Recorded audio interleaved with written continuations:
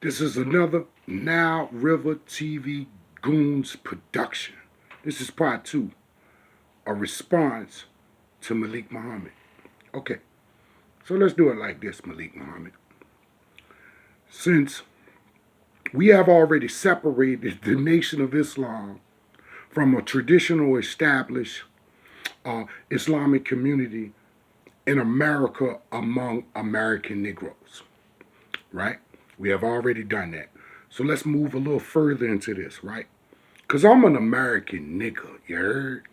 And I got a little beef with a lot of the doctrines that's flowing around. And it's centered around your subject, Malik.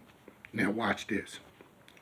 While Malcolm was criticizing the Negro Church, okay? I'm going to play the devil's advocate here. When Malcolm in the Nation of Islam was criticizing the black Negro Church, that they were saying was being led by the devil, but we're going to call that white Christian nationalism, right? Because you're talking about the oppression, right, Malik? So then they began to pull people away from this Negro church with the talking points, right, against white Christian nationalism, right? I'm an American nigga, and they ain't apologizing for it. And they ain't jacking a lot of the stuff that you talking about that will fix our oppression.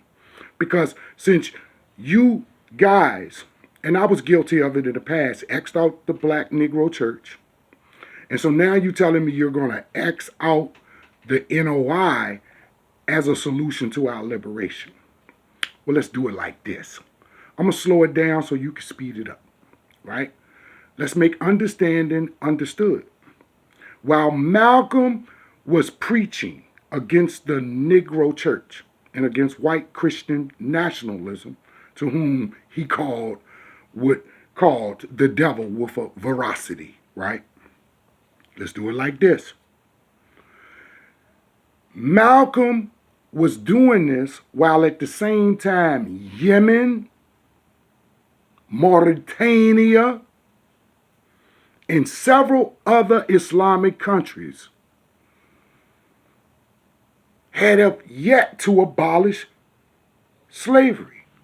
So while he was telling Negroes to not go this way, back to the Negro church, back to the Nation of Islam, but go to the east, and then begin to build what you say will work, a traditional Islamic Ummah community among African Americans.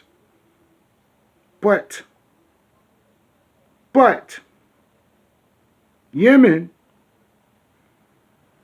was transitioning or trying to accept, or the Western world, to whom Malcolm called the devil, was twisting their arm through trade sanctions. We're not going to accept any of your goods that's produced by slave labor.